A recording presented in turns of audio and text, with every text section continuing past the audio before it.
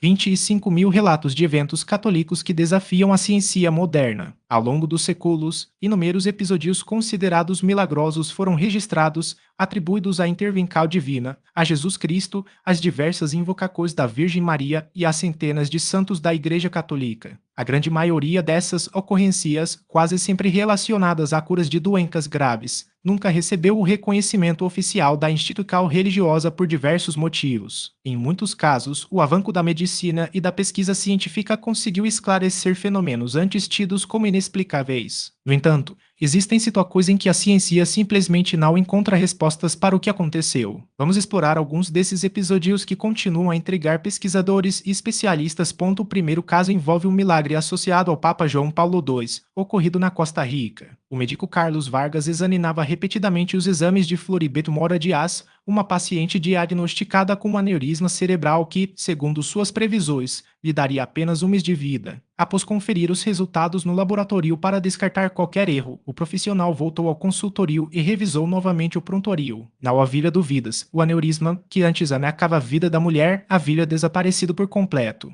Floribert, que semanas antes mal conseguia se mover ou segurar uma colher para se alimentar, olhava para o médico com um sorriso tranquilo, afirmando que sua cura se devia a uma graça alcançada por meio das preces dirigidas a João Paulo II. O médico, incrédulo, não encontrava explicação, não havia sequer vestígios de cicatrizes ou alterações nas arterias que indicassem a existência prévia da dilatação. O que antes era visível em imagens e laudos simplesmente não estava mais lá. Exames realizados em hospitais da Costa Rica e da Itália confirmaram o mesmo resultado: o aneurisma havia sumido sem deixar rastros. Esse episódio, reconhecido pela Igreja Católica, serviu como uma das provas para a canonização do Pontifício. Segundo caso e conhecido como Milagre Eucarístico de Sokolka, na Polônia. Em um domingo, 12 de outubro de 2008, durante uma missa celebrada na igreja de Santo Antônio, uma hostia consagrada escapou das mãos de um sacerdote durante a comunhão e caiu no chão. Segundo a doutrina católica, a hostia consagrada representa o próprio corpo de Cristo. Seguindo as normas litúrgicas, o objeto foi recolhido e colocado em um recipiente com água, chamado de ambulos, onde deveria se dissolver. Uma semana depois, a religiosa Júlia Dubowska, responsável pela sacristia, notou que a hostia não apenas permanecia intacta, como apresentava uma mancha vermelha em seu centro, semelhante a um coágulo de sangue. Surpresa, ela comunicou o fato ao pároco Stanisław Gnieziejko, que, por sua vez, compartilhou a descoberta com outros sacerdotes. Todos ficaram perplexos com o que viram. O arcebispo de Białystok, Edward Ozruski, também se juntou ao grupo de observadores, igualmente impressionado com a hostia que não se dissolvia e com a marca que parecia sangue. Em 2009, o arcebispo autorizou a realização de análises por dois especialistas independentes, a doutora Maria Sobanier-Klotowska e o Dr. Stanisław Sukolski, ambos patologistas da Universidade de Medicina de Białystok. Após minuciosos exames, os profissionais concluíram que a hostia continha tecido idêntico às fibras musculares de um coração humano em estado agônico. Além disso, as fibras estavam entrelaçadas à estrutura do pau-azimo, material usado na fabricação das hostias, de uma forma que, segundo os especialistas, seria impossível reproduzir por meios artificiais. O terceiro episódio e a cura de Mary Bailey, um dos casos mais fascinantes entre as supostas intervenções milagrosas atribuídas à Virgem de Lourdes. No início do século XX, Mary passou 3 anos em tratamento em hospitais de Lyon e Salins, diagnosticada com peritonite tuberculosa. 8 médicos acompanharam seu caso e, posteriormente, apresentaram seus depoimentos. Em estado grave, ela viajou a Lourdes, onde visitou a Gruta de Massabielle, local das aparições relatadas por Bernadette Soubirous, e também os banhos abastecidos pela água da fonte milagrosa. Após sua estadia no santuário, Maria experimentou uma recuperação repentina e completa da doença, que se encontrava em fase terminal. Um de seus médicos, o renomado Dr. Alexis Carrel, laureado com o Prêmio Nobel de Medicina em 1912, testemunhou a cura. Apesar disso, a Igreja Católica, conhecida por sua rigorosa avaliação dos milagres de Lourdes, não reconheceu oficialmente o caso de Mary Bailey. As reservas se deveram ao estado psicológico da paciente antes da cura, o que levantou dúvidas sobre a natureza do evento. O quarto caso envolve São José de Cupertino, um frade italiano do século XVII canonizado pela Igreja Católica. Segundo os registros do processo de canonização, ele possuía o dom da levitação, com mais de 70 episódios documentados, tornando o santo com o maior número de relatos desse tipo. Em determinado período de sua vida, as levitacões se tornaram tão frequentes que os superiores o afastaram do coro durante as cerimonias, pois seus voos em estase interrompiam os rituais. Muitos começaram a duvidar da autenticidade dos fenômenos, classificando-os como fraude. Intrigado, o Papa Urbano VIII convocou a Roma. Diz a tradical que, diante do pontífice, José de Cupertino entrou em estase e levantou-se do chão, oferecendo assim a melhor testemunha possível para comprovar suas levitacões. Conta-se ainda que o príncipe protestante João Frederico de Brunswick-Luneburgo presenciou uma de suas levitacões e ficou tão impressionado que acabou se convertendo ao catolicismo. Por fim, o quinto caso e o atentado contra o Papa João Paulo II, ocorrido em 13 de maio de 1981. O turco Mehmet Ali Agha disparou 4 tiros contra o pontífice na Praça de São Pedro, no Vaticano. 2 projéteis atingiram o abdômen, um acertou o braço direito e outro a mão esquerda. O bispo polonco, responsável pela causa de canonização de João Paulo II, afirmou que o atentado havia sido encomendado a um profissional, um homem que sabia matar, mas que falhou em seu objetivo. O documentário Gostila, a investigação, dirigido pelo produtor espanhol José Maria Zabala e lancado em 2020, apresenta a tese de que um milagre explicaria a sobrevivência do influente Papa Polones. Um dos assessores mais próximos de João Paulo II declarou que o tiro mais grave poderia ter atravessado 6 pessoas, dada a forca do projetil. Segundo ele, a trajetória da bala foi humanamente inexplicável, desde o primeiro momento. O pontífice rezou e ofereceu seu sofrimento pelo bem da Igreja, demonstrando uma serenidade que muitos atribuíram a uma intervenção divina. Verdadeiramente assim se manifesta a santidade. João Paulo II perdeu cerca de 75% de seu sangue, chegando a um estado crítico de desandamento, mas sobreviveu, um fenômeno que ele próprio atribuiu à intercessão da Virgem de Fátima. Para muitos, não se tratava apenas de uma recuperação médica extraordinária, mas de um sinal claro de que forças além da compreensão humana haviam atuado em seu favor. Sexto caso nos leva às lágrimas da Virgem de Siracusa. A imagem de Nossa Senhora das Lágrimas, venerada na cidade siciliana de Siracusa, Itália, teria vertido lágrimas ininterruptamente por 4 dias em 1953. Em 1994, ao visitar o local, o Papa João Paulo II interpretou o fenômeno como um sinal profético. São lágrimas de dor por aqueles que rejeitam a morte de Deus, lágrimas de dor e esperança. O evento foi testemunhado pelos esposos Ângelo Iannuso e Antonina Giusto, que guardavam a imagem em relevo em seu quarto. No dia 29 de agosto daquele ano, notaram que dos olhos da Virgem escorriam gotas transparentes, um fenômeno que se repetiu até o dia 1º de setembro. Alarmados, chamaram o paróquio Giuseppe Bruno, que chegou acompanhado de testemunhas, incluindo o médico Michele Cassola, conhecido por seu ateísmo. Todos confirmaram o relato dos esposos. O líquido coletado foi analisado e constatou-se que sua composição era idêntica das lágrimas humanas. O sétimo relato nos transporta para o século VIII, a Itália, com o chamado Milagre do Ancião. Este é considerado o primeiro milagre eucarístico oficialmente reconhecido pela Igreja. Segundo os registros, o monge sacerdote, atormentado por dúvidas sobre a presença real de Cristo na Eucaristia, celebrava a missa quando, ao proferir as palavras da consagração, "Este é o meu corpo, este é o meu sangue", a hostia se transformou em carne viva e o vinho em sangue, que coagulou em 5 glóbulos distintos. O episódio teria ocorrido por volta do ano 700, durante uma missa celebrada pelo padre Basílio no mosteiro de São Longino, o que torna esse caso ainda mais intrigante e que, até hoje, os fragmentos de carne e sangue são preservados em uma custodia de prata dentro de um cálice de cristal. Uma peculiaridade notável é que, independentemente de quantos glóbulos sejam pesados, alguns ou todos, o peso total permanece entre 15 e 18 gramas. Em 1971, o patologista Odoardo Linoli examinou as relíquias e concluiu que a carne pertencia a tecido cardíaco humano, enquanto o sangue era do tipo AB, sem qualquer vestígio de conservantes. O oitavo caso nos leva ao Egito, com as aparições de Nossa Senhora de Zeitoun. Entre 1968 e 1971, uma figura luminosa identificada como a Virgem Maria teria sido vista por milhares de pessoas no distrito de Zeitoun, no Cairo. O primeiro relato partiu de Mohamed Farouk, um mecânico muçulmano que, ao passar pela rua da igreja copta de Santa Maria de Zeitoun na noite de 12 de abril de 1968, avistou uma mulher prestes a saltar do alto do templo. Outros 2 homens também testemunharam a aparição e a notícia se espalhou rapidamente, levando as autoridades a investigar. Nas semanas seguintes, as aparições se tornaram mais frequentes, chegando a ocorrer 2 ou 3 vezes por semana e foram registradas por jornais e canais de televisão. Até mesmo então o presidente egípcio, Gamal Abdel Nasser, teria presenciado o fenômeno. Segundo a Radical Copta, o local era um dos refúgios da Sagrada Família durante a fuga para o Egito. Céticos atribuíram os eventos à histeria coletiva, agravada pela derrota do país na Guerra dos 6 Dias em 1967,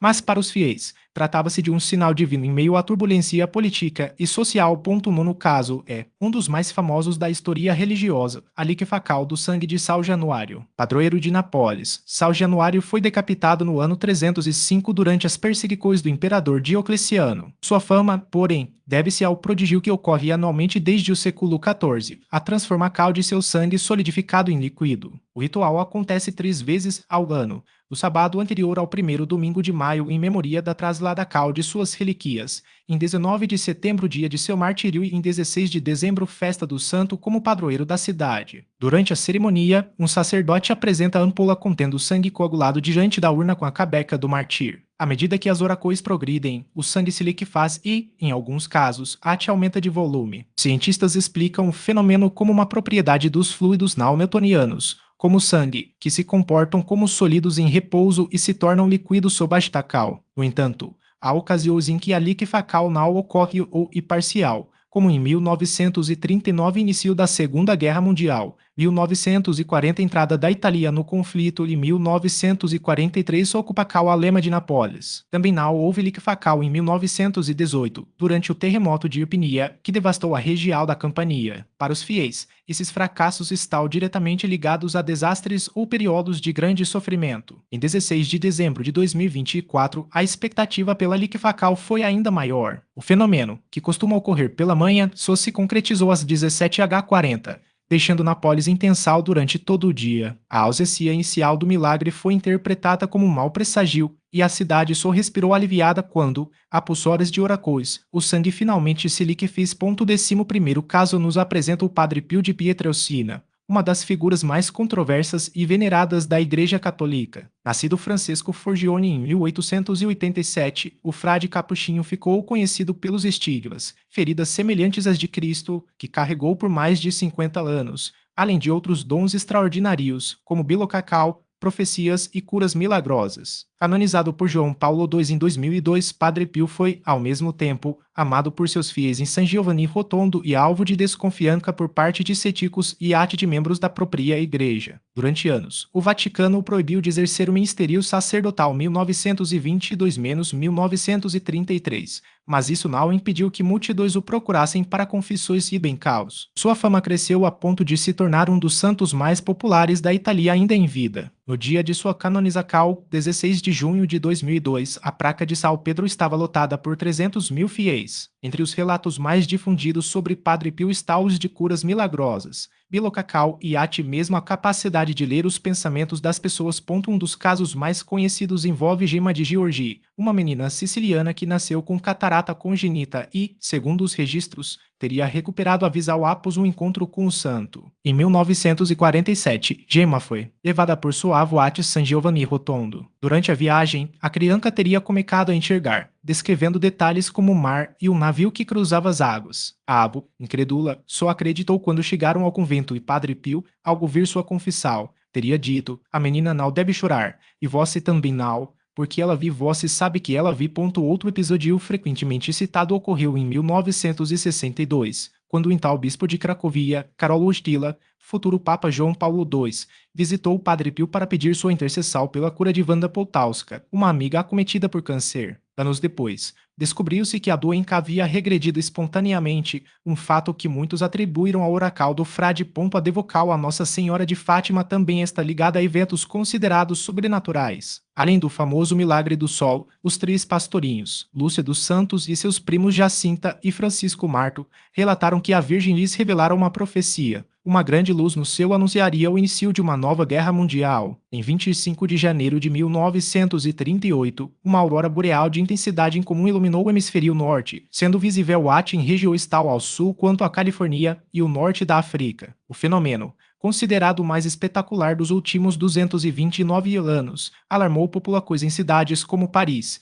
onde muitos acreditaram tratar-se de um incêndio e acionaram os bombeiros. Lúcia, em tal já religiosa, reconheceu na aurora o sinal prometido por Nossa Senhora. No dia seguinte, escreveu ao bispo local confirmando sua interpretação. Menos de 2 anos depois, eclodiria a Segunda Guerra Mundial. O milagre do Sol, por sua vez, ocorreu em 13 de outubro de 1917, quando cerca de 70 mil pessoas se reuniram na Cova da Iria, em Fátima, para testemunhar a Aparical Mariana. Embora a Virgem não tenha se manifestado como esperado, muitos presentes afirmaram ter visto o Sol dançar no céu, emitindo luzes multicoloridas e movendo-se em zigue-zague. Cientistas argumentaram que o astro não poderia ter se comportado daquela forma e que, caso houvesse qualquer anomalia, ela teria sido observada em outras partes do mundo. A única fotografia existente do evento mostra um Sol normal, e alguns teólogos sugeriram que os relatos poderiam ser fruto de sugestão coletiva após longos períodos de observação do seu. Outro fenômeno que intriga a Igreja e a incorruptibilidade de Santa Bernadette Soubirous, a vidente de Lourdes. Bernadette, uma humilde pastora francesa, relatou 18 aparições da Virgem Maria em 1858, dando origem ao Santuário de Nossa Senhora de Lourdes. Canonizada em 1933, seu corpo foi exumado pela primeira vez em 1909, 30 anos após sua morte, e encontrado em perfeito estado de conservação, apesar de o rosário e o crucifixo que portava terem oxidado. Uma segunda exumação, em 1919, confirmou o mesmo estado. Em 1925, após sua beatificação, seu corpo foi colocado em um relicário de cristal na capela do convento de Nevers, onde permanece exposto até hoje. A probabilidade de um corpo se manter incorrupto por causas naturais e extremamente baixa, o que reforça o caráter extraordinário do caso. No Japão, a devocal a Nossa Senhora de Akita ganhou destaque após relatos de lágrimas brotarem de uma imagem de madeira da Virgem, em 1973. A vidente, a irmã Agnes Katsuko Sasagawa, afirmou ter recuperado a audição após as aparições. O bispo local, Dom João Shujiro Ito, autorizou a veneração da imagem em sua diocese, embora o Vaticano ainda não tenha emitido um parecer definitivo. Em 1984, o cardeal Peter Shirayanagi, então arcebispo de Tokyo, declarou que o caso merecia atenção, considerando seu significado para a Igreja e a sociedade japonesa. Um dos objetos mais debatidos da cristandade e o Santo Sudário de Turim, um tecido de linho que apresenta a imagem de um homem com marcas compatíveis com a crucificação. Por séculos, acreditou-se que se tratava do pano que envolveu o corpo de Cristo após sua morte. Em 1988, 3 laboratórios independentes dataram amostras do tecido entre os anos 1260 e 1390, sugerindo que seria uma relíquia medieval. Defensores da autenticidade argumentaram que as amostras poderiam ter sido contaminadas ou retiradas de um trecho reparado na Idade Média. Em 2024, um estudo do Instituto de Cristalografia do Conselho Nacional de Pesquisa da Itália reacendeu o debate. Utilizando tecnologia de dispersão de raio-x, os pesquisadores dataram a celulose do linho no primeiro século da Era Crista, compatível com a época de Jesus. Além disso, compararam o sudário com amostras de linho fabricadas entre 1260 e 1390 e não encontraram correspondência, mantendo viva a controvérsia sobre sua origem. A imagem de Nossa Senhora de Guadalupe, no México, também está cercada de relatos considerados milagrosos. A tilma, manto de fibra de agave, em que a Virgem teria deixado sua imagem impressa em 1531, permanece intacta até hoje, apesar de o material natural se decompor em cerca de 20 anos. Além disso, análises científicas revelaram que as cores da imagem não possuem pigmentos conhecidos e que os olhos da Virgem refletem, em miniatura, a cena da Aparical, um fenômeno que intriga pesquisadores. A tilma de Nossa Senhora de Guadalupe, que deveria ter se deteriorado em poucas décadas, desafia as leis naturais ao permanecer intacta após quase 5 séculos. Em 1785, resistiu a um derramamento acidental de ácido nítrico, substância altamente corrosiva, sem sofrer danos visíveis. Anos mais tarde, em 1921, uma bomba explodiu no santuário onde a relíquia estava exposta, destruindo o altar ao redor, mas deixando a imagem ilesa, além da ausência de pigmentos ou marcas de pincel. Outro fenômeno intrigante é a aparente mudança de expressão no rosto da Virgem quando observado sob diferentes ângulos de iluminação. Seus olhos, em particular, chamam a atenção pela vivacidade, criando um efeito tridimensional que lembra olhos humanos reais. Estudos ópticos revelaram ainda que as pupilas da imagem refletem, em miniatura, a cena da Aparicauá Juan Diego, incluindo as figuras do bispo Juan de Zumarraga e dos presentes no momento em que o manto foi aberto.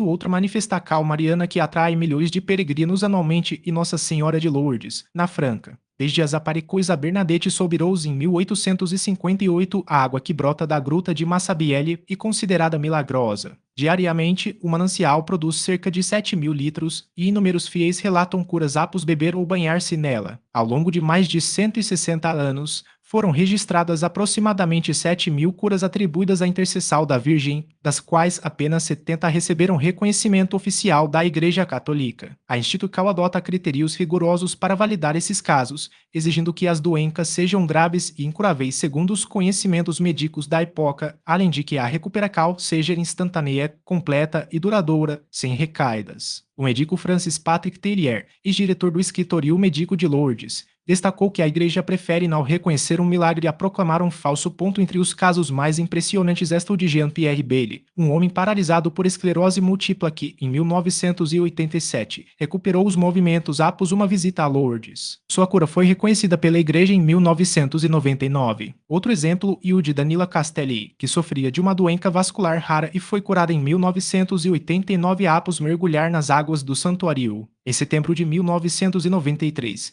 Jean Salwani, um paralítico de terceiro grau que passara 12 anos acamado, levantou-se subitamente em sua casa, no interior da Franca, após sonhar com a Virgem dizendo: "Levante-se." Embora tenha tomado banhos nas águas de Lourdes no dia anterior, sua recuperação ocorreu em casa, sem explicação médica. No continente africano, as Aparicôs de Nossa Senhora de Kibeu, em Ruanda, ganharam destaque por seu caráter profético. Entre 1981 e 1989, 3 adolescentes relataram visões da Virgem, que teria alertado sobre um período de violência e ódio étnico no país. As mensagens, inicialmente recebidas com ceticismo, tornaram-se trágicas premonições quando, em 1994, o genocídio ruandês resultou na morte de cerca de 800.000 Tutsis e Hutus moderados. Em 2001, a Igreja Católica reconheceu oficialmente as visões de 3 das videntes, enquanto outros supostos testemunhos foram descartados após investigações. Na Itália, o milagre da liquefação do sangue de Santa Patrícia de Constantinopla segue intrigando fiéis e cientistas. Nascida em 664, Patrícia pertencia à nobreza bizantina e, após distribuir sua herança aos pobres, partiu em peregrinação à Terra Santa. Durante a viagem, seu navio naufragou próximo a Nápoles, onde ela faleceu em 685. Seu sangue, preservado em um relicário, liqueface periodicamente, especialmente às terças-feiras e no dia 25 de agosto, data de sua festa. O fenômeno é semelhante ao da liquefação do sangue de São Genaro,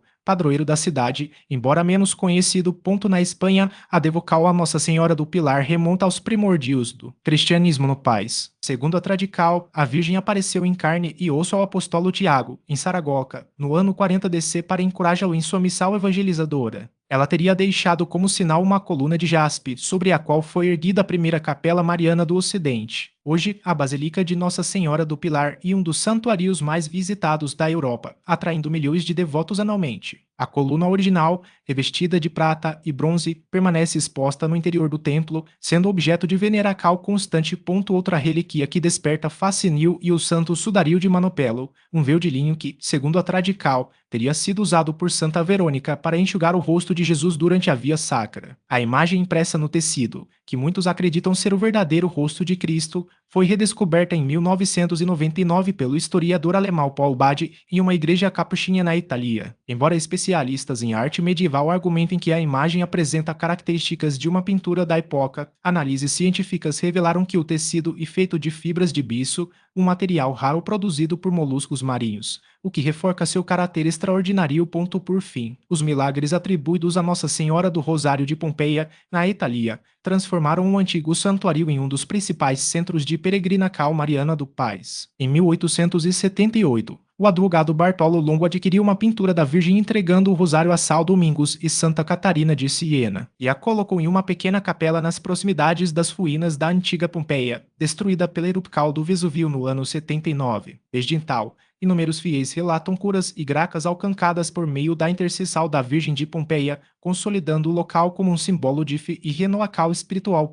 Além de ser um espaço de devoção, O Santuário de Pompeia tornou-se um testemunho vivo da capacidade humana de reconstruir e encontrar esperança mesmo diante das maiores adversidades. A região, marcada pela tragédia da erupção do Vesúvio, que sepultou cidades inteiras sob cinzas e lava, hoje abriga um dos mais vibrantes centros de fé do mundo. Essa transformação não foi obra do acaso, mas sim resultado da dedicação incansável de pessoas como Bartolo Longo, que enxergaram na dor um chamado a renovação. A história do santuário e também um convite à reflexão sobre a importância de preservar e valorizar o passado. Cada pedra, cada imagem, cada relato de graça concedida carrega consigo licos que transcendem o tempo. Afinal, um povo que desconhece sua própria história corre o risco de repetir os mesmos erros, enquanto aquele que a cultiva com respeito e gratidão encontra nelas raízes para construir um futuro mais sólido e consciente. Assim, Pompeia não é apenas um lugar de peregrinação, mas um símbolo de como a fé, a memória e a alma humana podem se unir para transformar o destino de uma comunidade.